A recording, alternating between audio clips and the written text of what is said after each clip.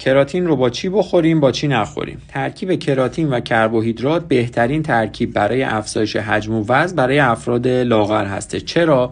به دلیل اینکه مصرف کربوهیدرات باعث ترشح انسولین در بدن میشه و ترشح انسولین جذب کراتین رو بالا میبره. مصرف همزمان کراتین و پروتئین باعث افزایش سطح عضله‌سازی و ریکاوری میشه. چرا؟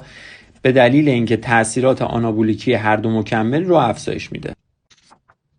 مصرف کراتین و کافئین به صورت همزمان به هیچ عنوان توصیه نمیشه. برای چی؟ به دلیل اینکه احتمال ناراحتی‌های گوارشی و کم‌آبی بدن بر اثر استفاده اونها در کنار هم بیشتر میشه. ترکیب کراتین و بتا آلانین بهترین ترکیب برای افزایش قدرت و استقامت عضلات شما هستش.